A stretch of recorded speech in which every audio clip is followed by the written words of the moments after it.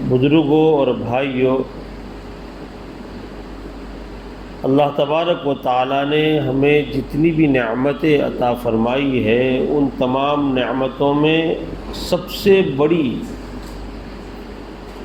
سب سے افضل، سب سے اعلیٰ، سب سے قیمتی نعمت ایمان ہے۔ اسی نعمت ایمان کو سامنے رکھا جائے گا اور کل قیامت کے روز جنت اور جہنم کا فیصلہ کیا جائے گا۔ ایک رائے کے دانے کے برابر اگر کوئی ایمان بچا کر لے آئے گا، یا رائے کے دانے کے برابر کسی کے سینے میں ایمان ہوگا، وہ کامیابی اور کامرانی حاصل کرے گا۔ اور اگر ایمان نہیں ہوگا، چاہے اس نے دنیا میں بہت اچھے کام کیے ہیں، بڑی بڑی ہاسپٹل بنائی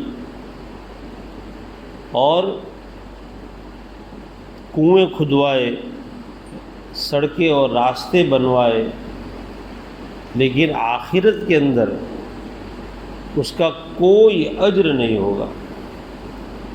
سیدنا جناب محمد الرسول اللہ صلی اللہ علیہ وآلہ وسلم کے عم بزرگوار خواجہ ابو طالب، ان کو اس بات کا یقین تھا کہ میرا جو بھتیجا ہے وہ حق پر ہے، اور یہ بھی وہ مانتے تھے کہ اللہ ایک ہے۔ توحید اور اسلام کی شان میں انہوں نے اشعار بھی کہے ہیں، لیکن زبان سے اس کا اقرار انہوں نے نہیں کیا۔ اور ایمان نام ہے دل سے ماننا اور زبان سے اقرار کرنا، اور ہر موڑ پر اللہ کے رسول صلی اللہ علیہ وآلہ وسلم کے لیے وہ ڈھال بن کر کھڑے ہوئے۔ جب آپ کا بائیکاٹ ہوا اور شعب ابی طالب کے اندر 3 سال محصور رہے، تو خواجہ ابو طالب بھی غم کے اندر آپ کے ساتھ تھے، حالانکہ آپ کفار مکہ میں بڑے رتبے کے مالک تھے۔ وہ چاہتے تو اس تکلیف کے اندر اپنے آپ کو شامل نہ کرتے۔ بہرکیف ہر موڑ پر آپ کا تعاون کیا، ہر موڑ پر آپ کا ساتھ دیا۔ حضور کی چاہت تھی کہ کسی طرح میرے چچا ایمان لے آئے، بس اقرار کر لے، جانتے سمجھتے سب کچھ ہے، تبھی تو اتنا سب ساتھ دے رہے۔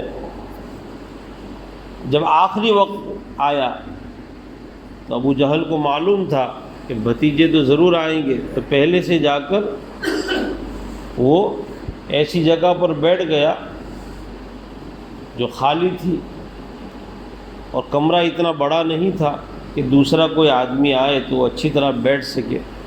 جب آدمی اچھی طرح بیٹھے گا تو اپنی بات اچھی طرح پیش کرے گا۔ پھر بھی حضور نے جو بھی موقع ملا، آخری وقت میں بھی توحید اور کلمہ اور رسالت پیش کی۔ ان کی زبان سے جو آخری کلمہ نکلا وہ یہ تھا، اخترت النار علی العار، مجھے جہنم کے اندر جانا پسند ہے، لیکن لوگوں کے لعن طعن سننا یہ پسند نہیں ہے۔ معلوم ہوا کہ ان کو معلوم تھا کہ اگر میں ایمان نہیں لایا تو مجھے جہنم میں جانا پڑے گا، ان کو معلوم تھا، تو انہوں نے جہنم میں جانا پسند کیا، اور کہا کہ اگر بے بھتیجے مجھے اس بات کا اندیشہ نہ ہوتا کہ میرے مرنے کے بعد مکہ کی گلیوں کے لڑکے یہ کہیں گے کہ بھتیجے کے کہنے سے باپ داداؤں کا دین چھوڑ دیا، تو میں کلمہ پڑھ کر آپ کی آنکھوں کو ٹھنڈا کر لیتا۔ تو لوگوں کے لعن طعن اور لوگوں کی طعنہ تشنی یہ مانے ہوئی، اور اللہ کے یہاں بھی منظور تھا کہ بھئی وہ اسی حالت میں رہے، تو آپ کو بڑا رنج ہوا۔ قرآن پاک کی آیت نازل ہوئی، انک لا تہدی من احببت ولکن اللہ یہدی من یشاء، آپ جسے چاہے ہدایت نہیں دے سکتے۔ ہمارا کام ہے راستہ بتلا دینا کہ بھئی دیکھو وہ مسجد ہے اور نماز پڑھنے سے یہ فائدہ ہوگا، لیکن مسجد تک پہنچانا یہ اللہ کا کام ہے، باتوں کا دلوں کے اندر اتارنا یہ اللہ کا کام ہے، ہدایت دینا یہ اللہ ہی کا کام ہے۔ اگر اللہ چاہے تو پل میں ہدایت مل جائے۔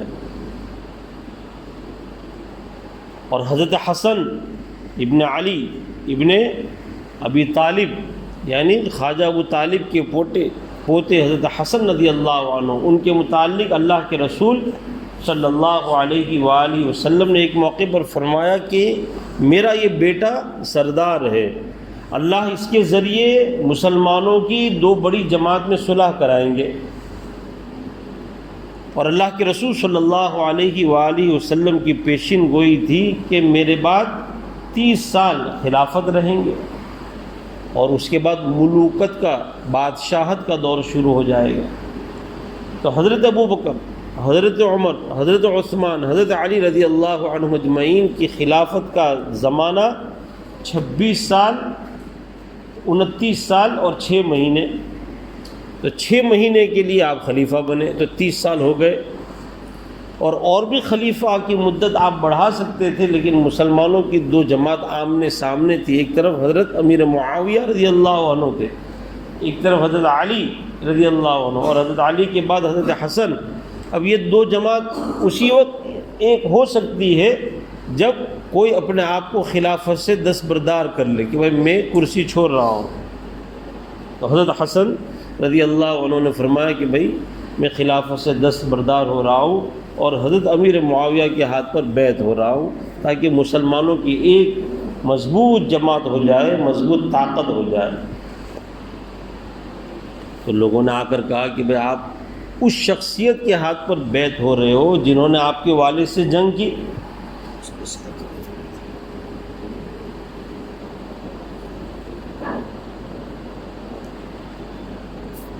یعنی لوگ تانا تشنی کرنے لگے۔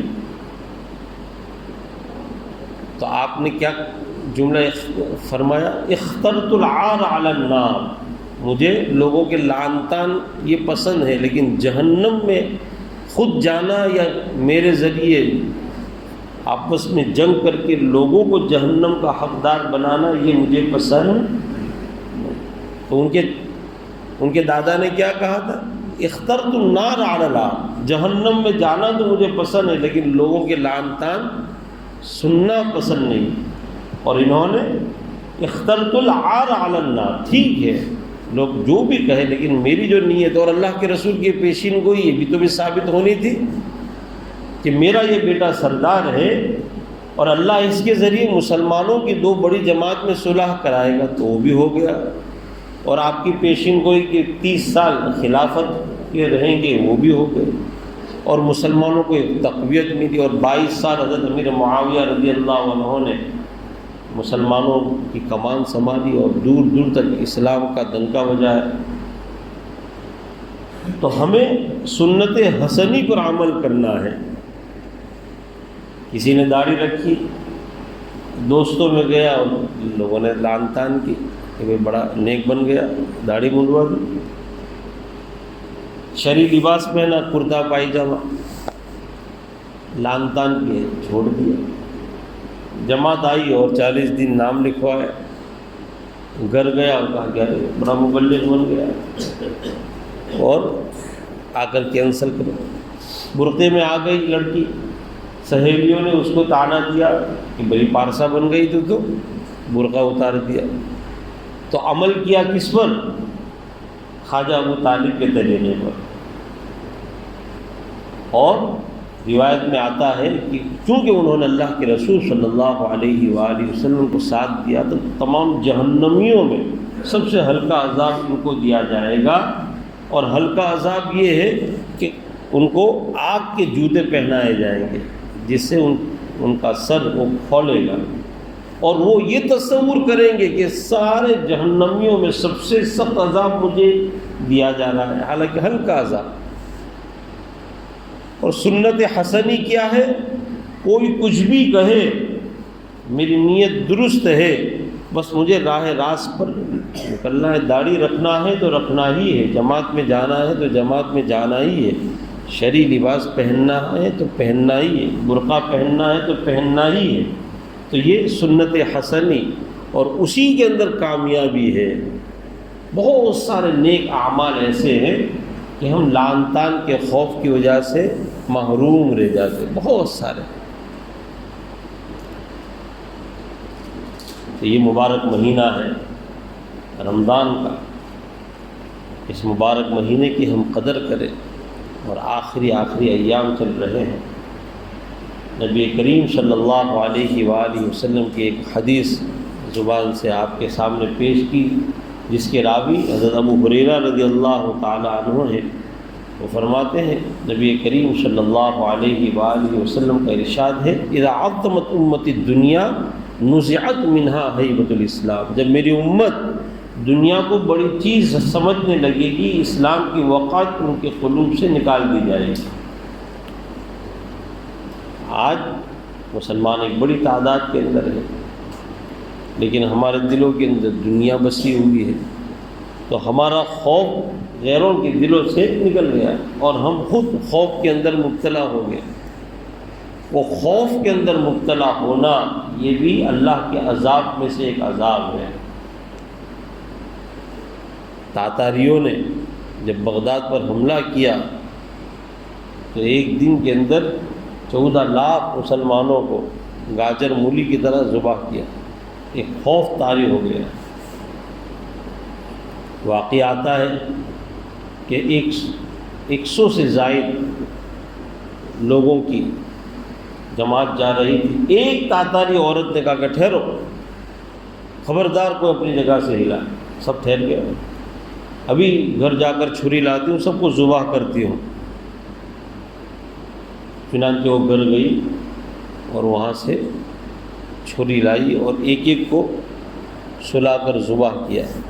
لیکن یہ 100 سے زائد 125 لوگ تاریخ میں بتلائے جاتے، کسی کی بھی ہمت نہیں تھی کہ اپنے آپ کو بچائے اور اپنے ساتھیوں کو بچائے۔ یہ کیا تھا؟ خوف کا ماحول۔ تو جب ہم اللہ سے ڈرتے نہیں ہیں تو مخلوق کا خوف ہمارے اوپر آ جاتا ہے۔ جب ہم آخرت سے غافل ہوتے ہیں، دنیا کی عظمت ہمارے دل میں آتی ہے، تو اسلام کے وقت نکل جائے۔ وَإِذَا تَرَكَ الْأَمْرَ بِالْمَعْرُوفِ وَالنَّهْيِ عَنِ الْمُنكَرِ حُرِمَتْ بَرَكَةُ الْوَحْيِ، جب بھلائی کا حکم کرنا اور برائی سے روکنا چھوڑ دیتے ہیں تو وہی کی برکات سے محروم ہو جائے، قرآن پاک کی برکات۔ آج وہی سب ہو رہا ہے۔ ہم نیکی کرے تو دوسروں کو بھی نیکی میں شامل کرے، کسی کو برائی کرتے ہوئے دیکھے تو اس صورت کے اندر اس کو ہم حتی الامکان کوشش کریں کہ روکے۔ بہت کسی کو بھی حق بات آپ کہو گے اچھے طریقے سے، وہ دل پر اترے گی، نہ ماننا وہ اس کے ہاتھ میں ہے، ہمارا کام ہے پیغام کا پہنچا دینا۔ وَإِذَا تَصَابَتْ أُمَّتِي سَقَطَتْ مِنْ عَيْنِ اللَّهِ، جب میری امت آپس میں گالی گلوچ پر اتر آئے گی، اللہ کی نگاہ سے گر جائے گی۔ نبی کریم صلی اللہ علیہ وآلہ وسلم نے کعبۃ اللہ کو دیکھ کر فرمایا کہ اے کعبہ، اللہ نے تجھ کو کتنی عظمت عطا کی، کتنی بزرگی عطا کی، کتنی عزت عطا کی، لیکن ایک مومن کی عزت تیری عزت سے بڑھ کر ہے۔ اور ہم آپس کے اندر جب تصادم میں آتے ہیں تو لوگوں کی عزت کو اچھالتے ہیں۔ اللہم استر عوراتنا وآمن روعاتنا۔ غزوہ خندق کے موقع پر حضرت ابو سعید خدری رضی اللہ عنہ سے مروی ہے، آپ صلی اللہ علیہ وسلم سے پوچھا گیا کہ اللہ کے رسول، ایسا نازک موقع ہے، ہم کون سی دعا پڑھیں؟ آپ نے یہ دعا بتائی، اللہم استر عوراتنا وآمن روعاتنا، پردہ پوشی۔ ہم اگر کسی کی پردہ پوشی کریں گے تو اس صورت کے اندر اللہ تعالیٰ ہماری پردہ پوشی کرے گا، اور اگر ہماری ذلت سے کسی کو عزت مل جائے تو یہ اچھا ہے، ٹھیک ہے، ہم چھوٹے آپ بڑے، تھوڑی دیر کے لیے ہم ذلت برداشت کر لیں گے، لیکن اس ذلت کے پیچھے عزت ہے۔ اللہ تبارک و تعالی ہمیں صحیح معنی میں رمضان کی قدردانی نصیب فرمائے، اس مسجد کو رشد و ہدایت کا مرکز بنائے، اور جہاں جہاں مساجد کی مکاتب کی ضرورت ہے اللہ تعالیٰ وہاں مساجد اور مکاتب کے قیام کی شکل و صورت پیدا فرمائے۔ وآخر دعوانا